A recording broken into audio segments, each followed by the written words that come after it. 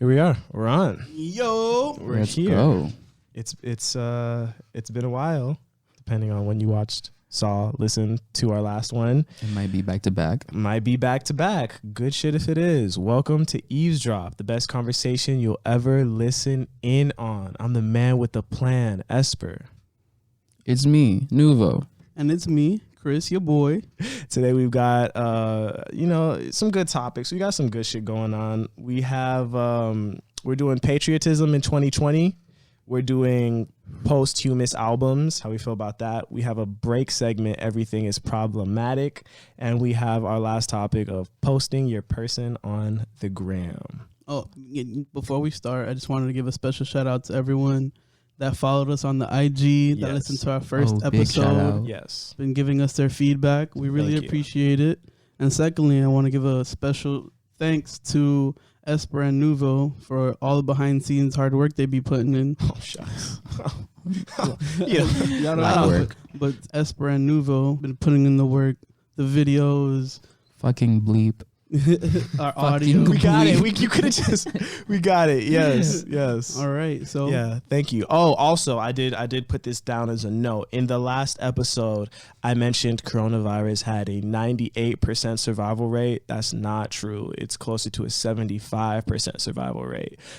We're not a journalistic source I here. didn't know that. We're not a journalistic source, but if I'm going to make a point of using statistics that I think are correct, when I do make an error, I want to have a chance to correct that. So you Elitist. guys don't think I'm just spouting bullshit like.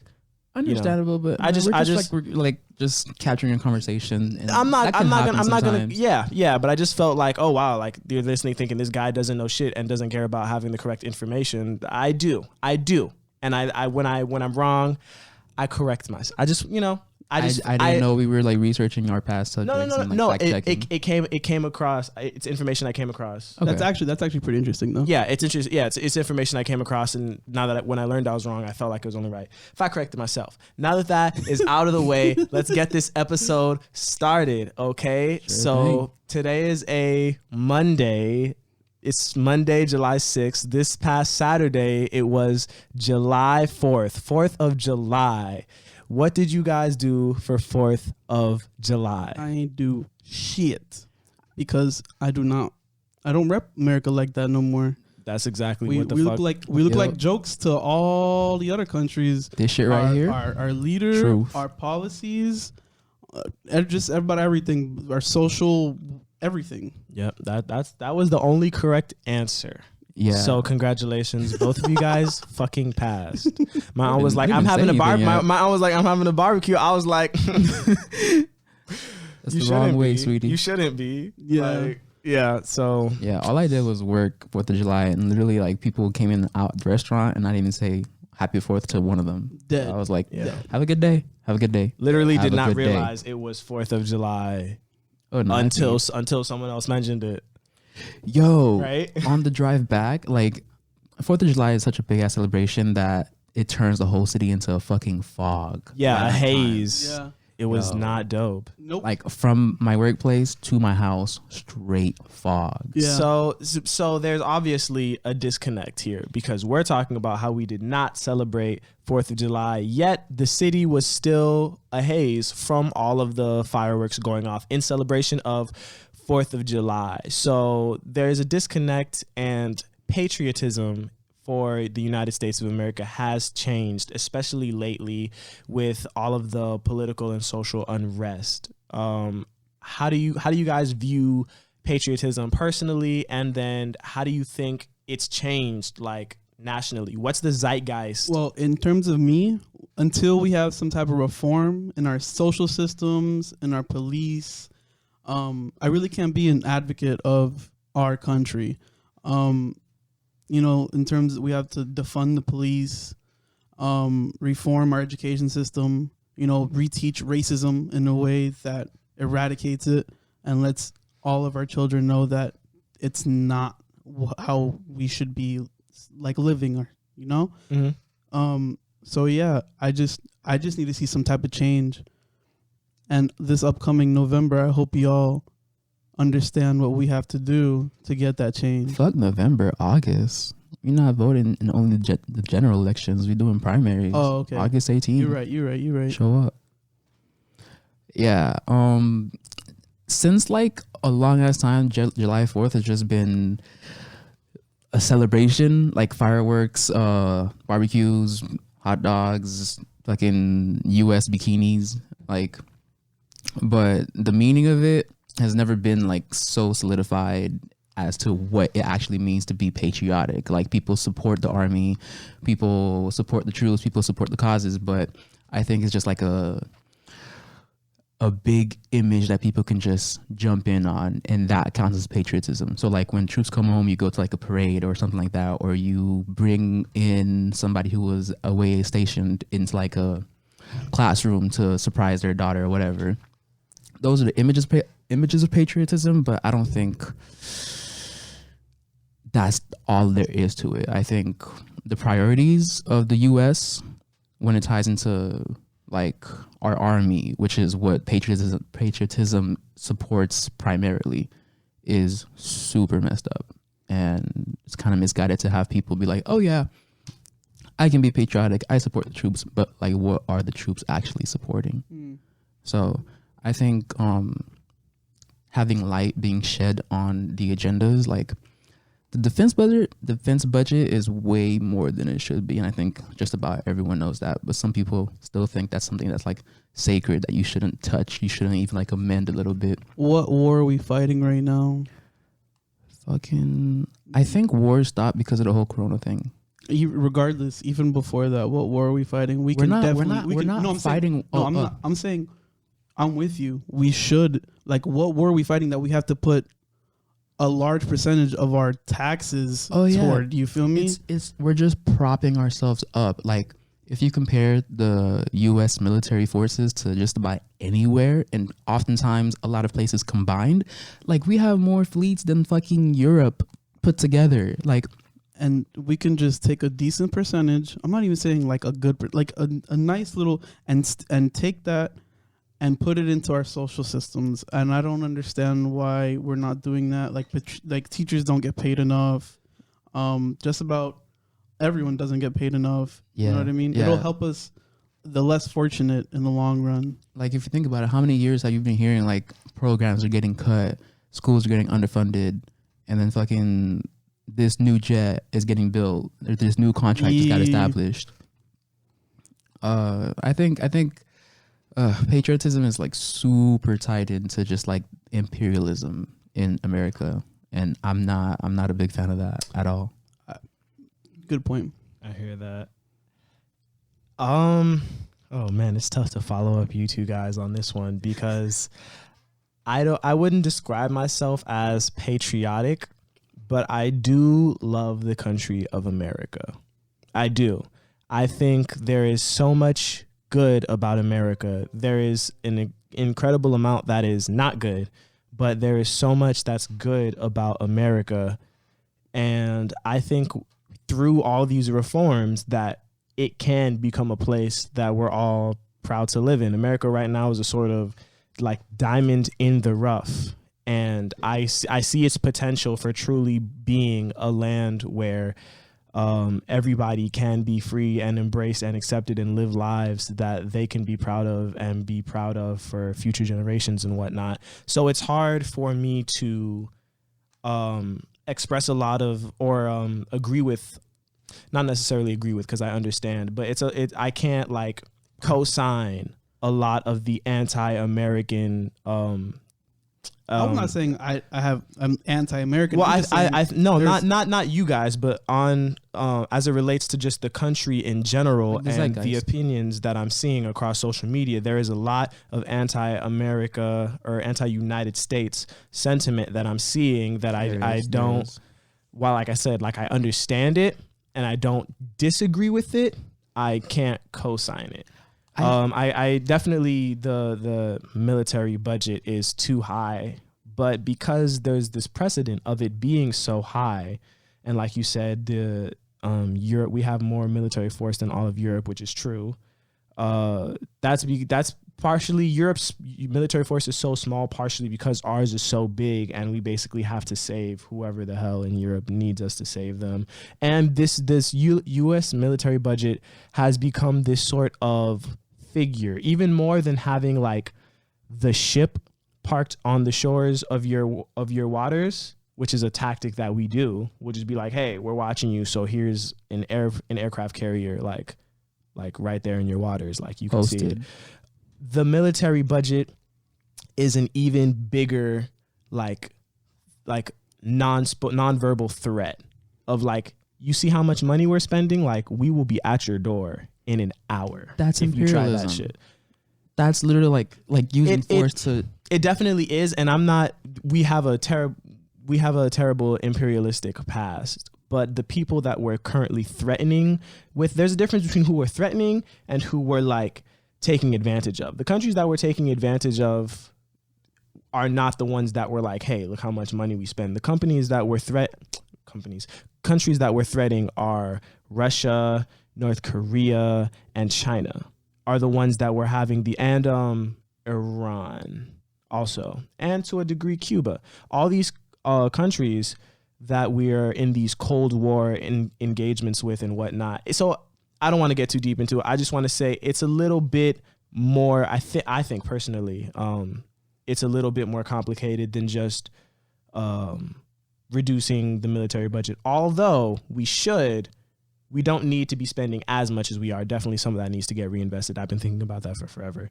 It's just, it's not as simple as just let's take the military budget and put it here, because there is a delicate international balance revolving around like how much we spend, how much everyone else spends, and whatnot. It's like the disparity of that is just like way out there. Like the amount of money it would take to like maintain like F-35 jet engine is fucking ridiculous. Like literally every time it docks into like a harbor or whatever, they have to take it apart and reassemble it to make sure the parts are still working. And that like years. Let's just leave it at, we could be spending the amount of millions that they spend on one of them to better our lives. Definitely. And then patriotism in general. Like it's just, there's just that disconnect between the younger generation and the boomers. Yeah, and also the divide between people of color and white Americans. I want to bring up something he was saying, like there's a lot of good things that this country stands for, and like there's still people can live a free life and pursue the things they want, and that sounds like very similar to what was the American dream. Like you come here, you find a better life, you get a home, you build a family, you start a business or whatever. That's not like the reality of it anymore. Things have escalated from then to now to a point where everything's an upscale battle. Before, you could pull yourselves up by the bootstraps and get it done. You could go out west and like not even like that far back, but you could like find your way. But now, literally, everything's entrenched for you to follow a certain path. So if you're like how much is a diploma worth now? Like going to school isn't that big of a benchmark anymore. Yeah, and even then, you're just limited. Yeah, like we got people with fucking bachelors working minimum wage jobs. Like that shit. Yeah, I think the spirit of 4th of July is or can be redirected to bettering the country. I think that's a really good, strong form of patriotism, fighting for something to be better. And I see that the idea of the 4th that we have now is just like celebrating what we have, which is still valid, but people are stuck in tradition and customs and like what we have and what like should be, but not what it can be, which I think if we really want to envision the U.S. to be a better place, like Europe is like they got the fucking NHS, like they got free healthcare. Canada is fucking. Other countries are on their shit generally, and the U.S. is that just has the illusion that okay, we're number one, but really we don't rank number one in fucking anything except for incarceration. So, first I'm gonna disagree with you that the American dream is not still attainable. The battle has gotten much harder, but I think there are still too many successful entrepreneurs given most of the big entrepreneurs that we would name if we were to go around and name them would be white men who have backing from already successful families, already upbringings that place them in advantageous positions. Generational but wealth. I still think the American dream is alive. It's impossible to say it's not. I mean, all of us are chasing a dream right now. All of us have something we're working towards with our lives that we think is attainable. That's what keeps us going. That's why we're in this room right now. All of our friends have dreams, goals that they're working towards that they think are attainable. Most people in this country are working towards something that they truly deep down go to sleep believing in. I don't think that is like at the core, this idea of a life that can be better than what it is now through hard work. That, I think, deep down is the American spirit. And it just gets so clouded with all of the racism and imperialism and systematic oppression that it can seem like, oh, this isn't possible at all. But deep down, we all have something that we believe in. And as far as immigrants, the American dream for immigrants coming also, I think if you're coming from oppressive, the way oppression manifests itself in this country is different from the way oppression manifests itself in other countries. So people could be fleeing from oppressive regimes that will have an army show up at your door and like kill you, kill your whole family. It might take out the whole block, which isn't to say America hasn't done that. America has done that, but it's different. It's different. The people who are fleeing that type of oppression to come here, they're doing it for a reason. You're talking about like refugees? Yes. Yeah. They're fleeing. I don't think they're fleeing. Well, okay. So I don't think refugees flee in order to pursue the American dream. I think they pursue just to have like freedom, like safe, like peace of mind. That means there's still a refugee could seek asylum if, okay, say there was a refugee in Europe and they could seek asylum in France. Like, I don't think that what you're talking about, where they're escaping danger in their own communities, is like intrinsic to what America stands for. I think that's just circumstantial to their. Then why is there such a high number of refugees that seek asylum in America from multiple different regions? It's not just South America. It's not just the Middle East. It's not just, I don't know, like limited cases in America's Europe. like the latest, not great, but well, one of the latest major countries to be built. Like all the other countries are here before America. We broke off from Britain, and so it's kind of got this image of like, all right, cool. If you want like a change, then this is the place. Exactly. There you go. You just said it right there. Okay, That still exists. That's the image it was. But that still exists because we still get immigrants. We still have high numbers of immigration. Yeah, because other places are still not that great. And the image still exists. That's all I'm getting at, is that the American dream still does exist. So now we just have some other things that have changed how we view it. If there was an immigrant coming from Venezuela seeking asylum, not even asylum, just trying to migrate to America, how would you look at the situation? Because the instability in Venezuela is actually like backed by the U.S., so they're the one causing instability in the government. I would say that the immigrant who's coming from Venezuela thinks there is an advantage to living in the United States over living in Venezuela. Yeah, the image. Yeah, they have the image in their mind. They might not know that they might end up in a cage when they get here. Listen, the American dream is a dream. It's all something that we hold in our minds, whether fictional or real. The American dream is like a religion.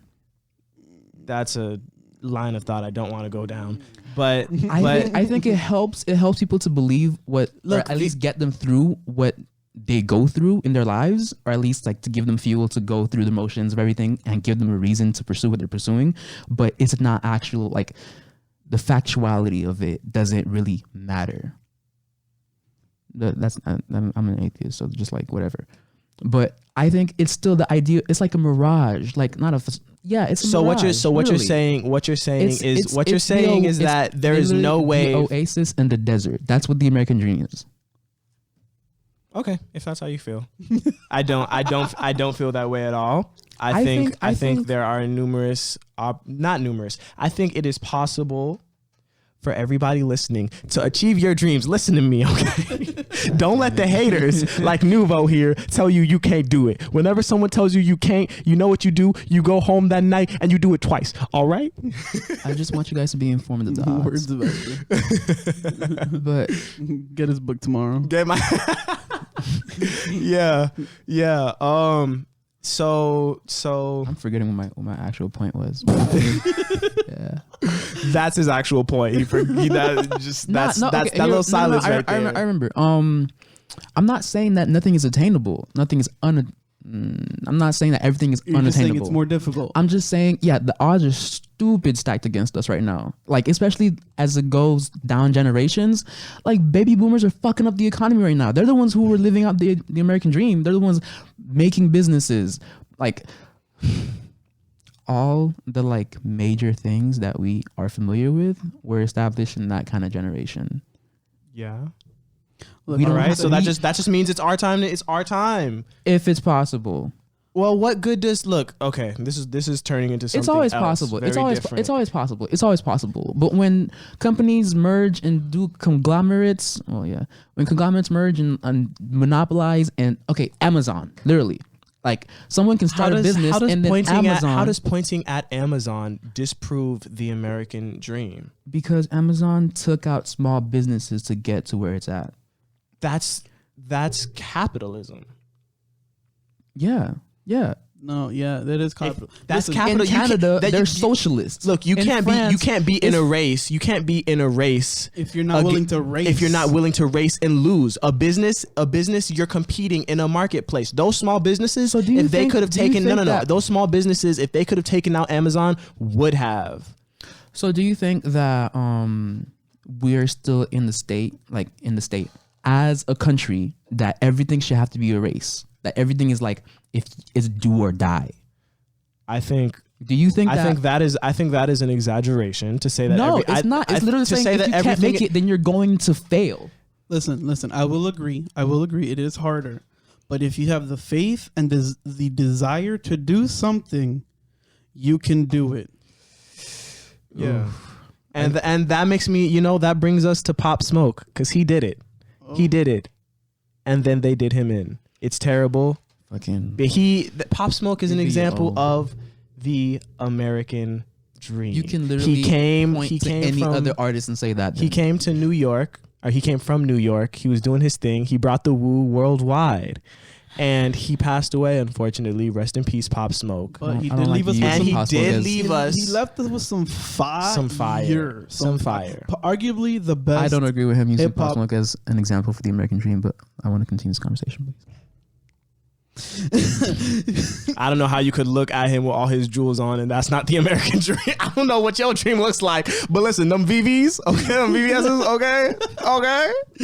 Nah, but yeah, no, he left arguably the hottest drop of the year thus far. Yeah. Song of Honestly. the summer, song of the year. Album. And Album. he left various from the drill to the slow. He had the West Coast.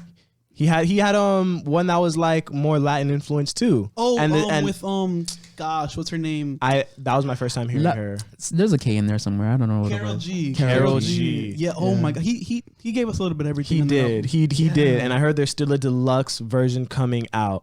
Pop Smoke, unfortunately, is just one in a long list of artists who have passed away at the height of fame at a very young age. We have Too Pop soon. Smoke, we have Juice WRLD, Mac Miller, XXX Tentacion, Lil Peep. Lil Peep. Juice WRLD. Yeah, I said Juice. I said Juice. Nipsey, and Fredo. and Fredo. And most of those artists have had posthumous albums released. Yeah. Peeps. You heard Peeps? I didn't know. Gas. It's one of those relationship. I was never a huge Peep fan though. Really? Yeah, me neither. Really? Yeah. Yeah, his Yeah, songs he has songs that I have on my phone, but I was never a huge Peep fan. Honestly, I jumped on when he passed away. I mean, I honestly jumped on everyone. I mean, but then again, they were still at their highest point in Yeah, their career. arguably, except for Mac No, I Miller, feel that. Nipsey Yeah. Hussle, and Fredo, them passing X. became no. What? No, I was gonna say them passing like brought their career even a little bit higher. Oh, And okay. I think yeah, aside from those artists I named, like they got a boost. Unfortunately, but posthumous albums, posthumous. Okay, I was saying it wrong. Posthumous Okay. Posthumous. albums. How do you guys feel about them? How are we feeling? I think it has to come from a great source of trust. Meaning, like, I don't want. Okay, if I like an artist, say FK Twigs or Don't even Smino. Say Smino were to exactly. No, I don't even do that. I don't Don't want even do to that. think about it. But say they were actually to pass. I wouldn't want their record label to be like handling that. I want someone who was in the entourage, someone who like was around him when he was recording music, who knew the direction he was taking each song in. Well, that's how all of these albums have went. Yeah, no, honestly, They're all handled by people who are in the studio with them. And I don't see how there can be any negativity coming from a posthumous album. You not only get an extra taste of the artist, but it also supports their friends and family that they left behind. Yeah. Well, You know what I when you listen to XXX's album, I'm just gonna call him Skin? X. That's too much. Yeah, Skins. It was. I heard it wasn't that great. I haven't. When you. It's not just that it wasn't that great. It's when you listen to it, you don't feel like this is how the song was going to be released. You're When right. you like, in particular, that one song, I forget the name, with Kanye West. Actually. Yeah. Okay. No. That one song he has with Kanye West, it doesn't feel like that's the complete idea that he was going to put on that track. Yeah, As no. someone who's a long time X fan, having Kanye West do, what was it, a minute and a half of verse, and then having 20 seconds of X screaming or something like that, that's not the way he presented his ideas. That's one of the ones that are arguable. Yeah. Skins, I'll agree with you, wasn't that hot of a drop. I will give it that much. Yeah, and I mean, I'm fine with a posthumous album being not that great, but you want it to feel like these are the artist's complete ideas. You don't want to feel like, hey, he laid a verse on this song, just a verse, and didn't have the rest of the song mapped out, and then his collaborators went in and mapped it out. You want to be sure you're getting the artist's Genuine work. yeah. Because if not, then it's the same thing as like, why don't we just do AI albums? Like why don't we have the Travis Scott AI do a whole album if you're not going to get the artist's real creativity expressed on the song the way they would have done it? Yeah. Liking art is like a subscription. And if they have like a change in management, you at least want to know. Like if I'm getting letters from a different person than the person who I signed up for, then it's like, all right, that's not. I mean, with the exception that it's always going to be from like a good. It's not always like guaranteed. I mean, you're right. If Ariana Grande were to pass away, who do you think would handle? Why do you keep naming my favorite artists? Fuck, dude. Jesus. Next year, if you fucking say the girl whose name starts with a Z, it's over for you. You didn't have to say the letter. I was like, It's I know who's over next. for you. Who's next? Sharpen the guillotine. Serious, bro. But no, I wish death upon no one. But yeah, if Ariana Grande were to pass away, who would handle her production? Because I don't think there'd be like if someone like Billie Eilish passed away, her brother, I could completely see because they make music together from Yeah, their whole beginning. album was together. Yeah, like that. Yeah. I would want like that's the kind of source I would want. I wouldn't want like her manager to like overlook the fucking track list. Like no, Billie Eilish's manager is her father, but I understand what you're saying. no, I'm talking about Ariana Grande right now. But, okay. yeah, no, Okay. yeah. So I actually haven't like dove into too many posthumous albums. I just listened to Pop Smoke's last night. I had it on repeat twice. It was every time there was a song that I felt wasn't a hit, the next song made it back tenfold. Like it was like an up and down that just kept going up. It was lengthy. It had And I feel like it plenty didn't of need. tracks. I feel like it did not need to be 15 tracks. It could. was like, it could have been It 10. felt like more than 15. It could have been 10. What happened was there were a couple times the slow songs, they were placed like in pairs on the album. So you would get 2 slow songs at a time, and then maybe 3 songs later you get another 2 slow songs. And those songs just felt like he made them in the same hour. Like you could have just picked one and not given us. I felt like the album could have been 10 and it would have been perfect. Like it would have been solid. But I admire like how many different musical styles he tried. Yeah, and the sound signature was still Pop Smoke. Like this is what could have come out if he was still here with us today. Yes. And I would have been like fucking ecstatic. Can I get? Do you think he sounds like a DMX and a 50 Cent put together? That combination, absolutely. Like that combination right there, yes. On the song he had with 50 Cent, like I was like, okay, is this a 50 Cent feature? Because I'm pretty sure like 50 Cent was featured on one of the songs. Because he has like that 50 Cent vibe, and he has like the vocals, not the vocals of, but like the grunge in his voice. But yeah. Yeah, definitely. That's a great fucking combination right there, bro. And I heard there's like I said, a deluxe coming because a lot of people were surprised that there was no Fabio Foreign. No, there were a lot of artists he frequently collaborates with who weren't on the album. Was that his first like official album? His first official album. No way. Yes. What yeah, was Meet the Woo was a mixtape. No way. Oh, I didn't even know he had like a body of project out. Oh no, I've only like known like the songs. Okay, no, he has two. He had two. All right. Who do you think was the biggest like death? Sorry, Mac Miller. Mac. Really? Pop Smoke was huge. Well, Pop Smoke biggest was, in what sense? Oh, yeah. Biggest in the music industry sense. Music industry, I want to say Michael Jackson, but like how far are we talking about? Come Like on. Like modern. How far? Modern Mac Miller. Mac Miller. Yeah, Pop Smoke was definitely like he had like exponential growth, but Mac Miller was just like already soaring. That's what I'm saying. Bro. Like Pop, he barely even took off. He hit like 0 to 60 in like 1.4 seconds, and then he just like shot out at 70. I don't want to say you guys are wrong because this is No. This is a very okay, but personally for me the biggest was X because I saw the video of his dead body in his car. But if we're looking like at the industry, I don't know how the answer could be anyone other than Nipsey Hussle. Let's be honest. Okay. Let's be real here. Nipsey, the shit changed for like 3 months after Nipsey passed. How so?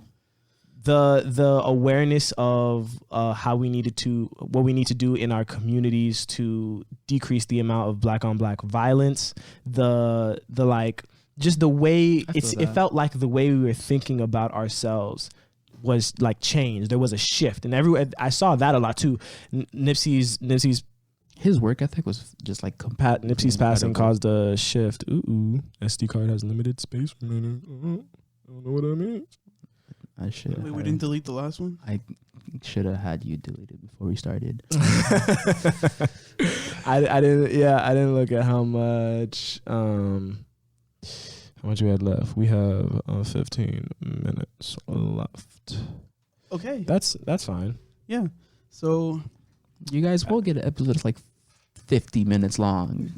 Honestly, that was the plan. Yeah. Honestly. All right. So yeah, are we good on yeah posthumous albums? Yeah. I feel like we're all did basically. Did Mac have a posthumous album? Yes, he did. Mm-hmm. I haven't. It was Swimming. That was it. Swimming. The one where his face is like blurred. Yeah. Mm-hmm. Yeah. He dropped. Like sitting down. Yes, but it's not his full body. It's his upper torso. Oh, okay. Yeah. Black and white. Yeah. Yes. Exactly. Because he dropped the Divine Feminine and then Swimming. Okay. Yeah. All right.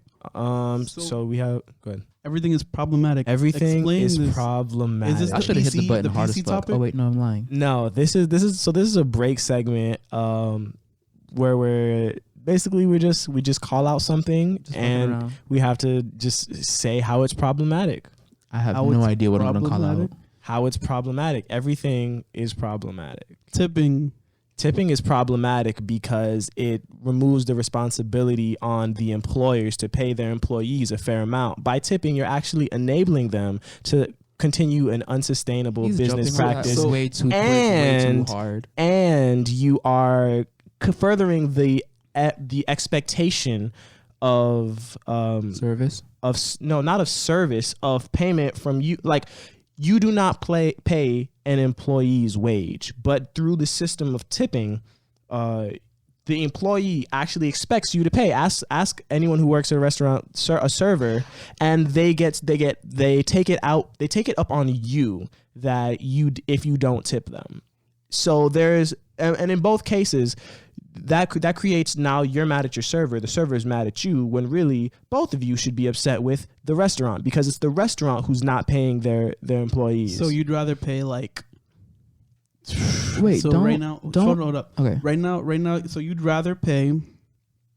So, like $20 on a breakfast rather than $10 and not tip. No. Because that's how they combat it. No, because when your tip is never double what you pay. Your tip's fucking 18, 20, 25% at most. Sometimes. Add that shit to my bill. It's gonna be like $5. Yes, I'd rather pay $5 and not have my server looking at me crazy, not have to do this whole none of that shit, not have to have servers on Twitter talking about if you don't tip, you a broke ass bitch. Like, yes, I'll pay $5 more to ensure that all the people working at your restaurant are getting paid fairly. Yes, fuck tipping. I hate tipping as a system.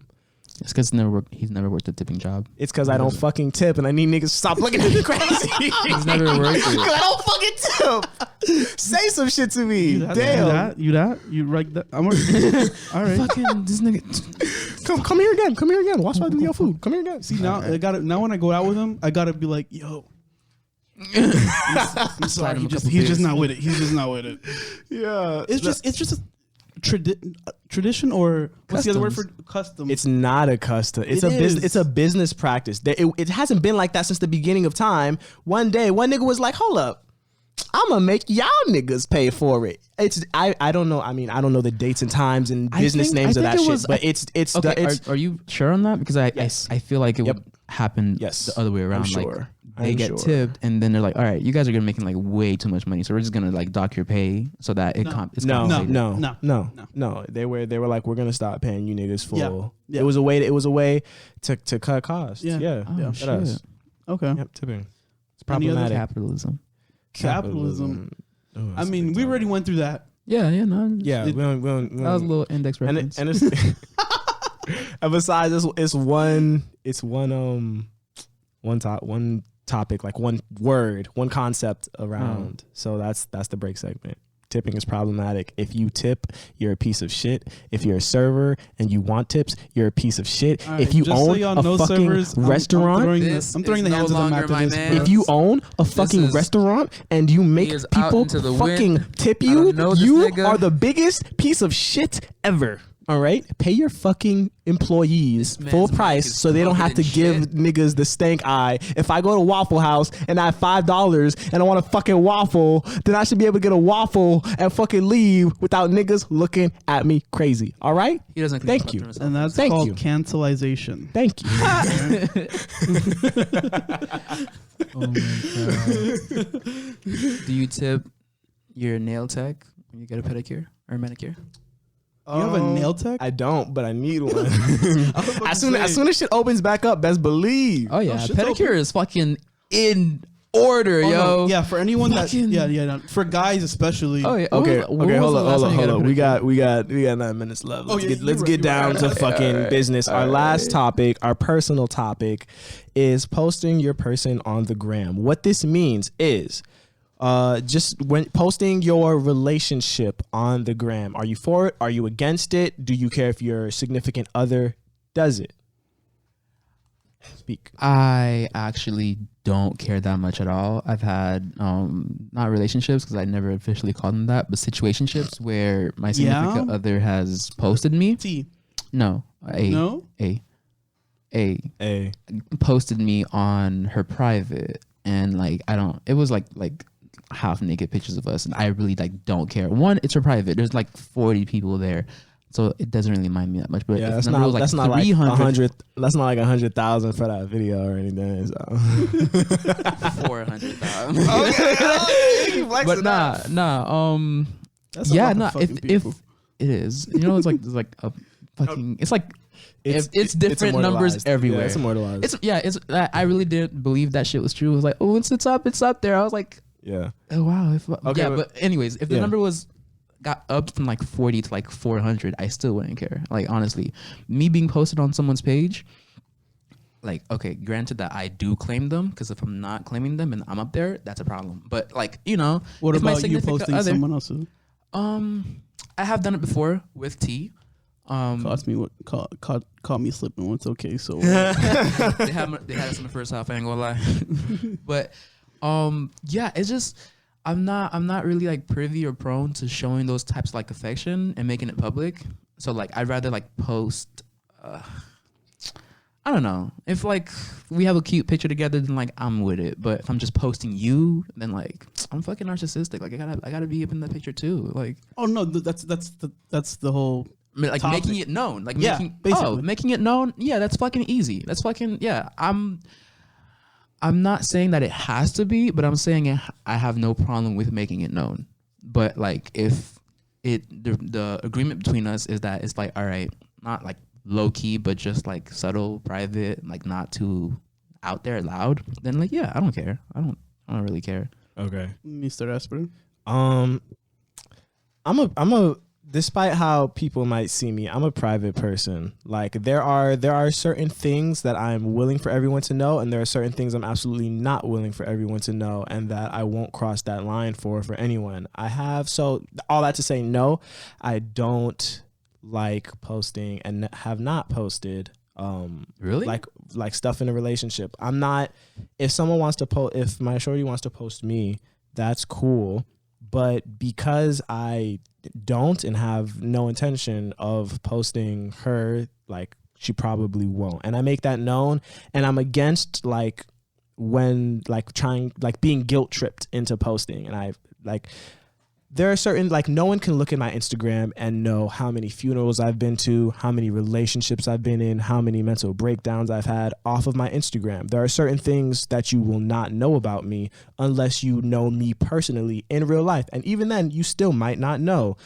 It's unreasonable, in my opinion, to like require your significant other to publicize that sort of information. I understand there's this whole claim me thing, but there's also just like my feelings about privacy. And I think a lot of times, like if it's something that's going to be a deal breaker for like you, whether you're a guy, you're a girl, if your significant other posts you, then that should be something that's stated from the outset, because I wouldn't get into a relationship with you if you're like, yo, you have to post me on your Instagram. I'd be like, all right.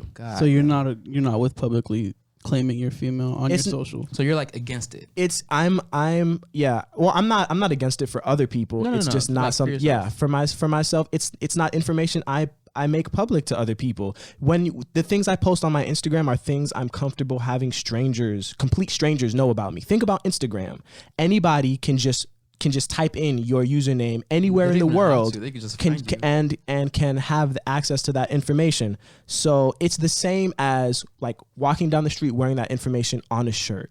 So there are certain like you can't really find shirtless pictures of me on Instagram. Maybe there are one or two, and I'm like there's just certain things I'm not comfortable having the entire world know about me. And when you put it on Instagram, it is there for the entire world to know about you. I wouldn't walk up to a stranger and tell them who I'm in a relationship with. And if a stranger walked up to me and asked who I'm in a relationship with, I wouldn't tell them. So that's not information I'd have available on my Instagram. That's just how I feel about it.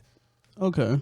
I mean, I, for one, you caught me more than thrice with a different relationship. I mean, I don't expect you to post me by any means. But if you don't Post him, there'll be problems.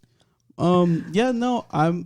It's straight up. It's straight with me. Like, I'll post you, but if we have a fire picture together, I'm posting it straight up. That's what I'm saying. Straight up. Like, Yeah, for the likes. You feel me? And you know what? I like gram. it. Like, this is how I feel now, based on the past relationships I've been in. Maybe one day I meet a shorty and I'm head over heels and I'm like, yo, I'm posting this shit every day. Who knows? But for right now, no. For right now, it's a no. It's a solid no. I mean, all of us right now, it's a solid no. I didn't say. Well, No, I'm saying in terms of us just being in a relationship. Well, we're all fucking single. That's not what I was getting. That's what I'm saying. That's what I'm saying. We are all fucking single. But let me take you on a 15-minute date. You getting post? With my new time. With my new time. Let me hold the door open for you. If I send you Snapchat memes, you getting thrown up Walk there. in front of me and hold my hand. No, do it like you're dragging me. You have to seem excited. You want me to go with you? Like, no. I barely even know you. Why are you making me do this? I'm trying to make my girlfriend mad. Yeah, real shit. Wow. All right, I feel like we wrapped that shit up. Once again, we leave you with our not fragile masculinity. Our masculinity, Our masculinity just laid bare in full full frontal. I just wanted one picture. Take that one picture in front of the sunset. spare flick, please. So if you're listening and if you've made it this far, I want you to open Instagram and delete all those corny ass pictures of you and Yossi. That shit's no, I'm playing. If you've made it this far, thank you. We're just three dudes talking to ourselves in a room without you listening. Join in on talking to each other, because we talk to ourselves and we're all in the room. That's I feel like if you like chime in on each individual conversation, it'd be really fire. Like, okay, what's Chris talking about right now? Oh shit. Oh, word, he did what? All right, let's check in on Nuvo. This nigga crazy. See, if we had the fucking cue buttons, I would have. I have a couple. I would have just pressed. They're not that great. All right, join in on the conversation and give us your hot takes by interacting with us on our socials. It's at Start Eavesdropping on Instagram. Eavesdrop has 2 P's in it, so you know. We always look forward to hearing your thoughts and opinions on our thoughts and opinions. And feel free to give us some topic suggestions, some stuff you want to hear our opinions about. Let us know. Goddamn We're for the people. Jesus. We're for the people. Be yourself. Just tell them peace out. We're for the people, okay? For Eavesdrop, I'm Esper. I'm Nuvo. I'm Chris. Stay nosy. Take it easy.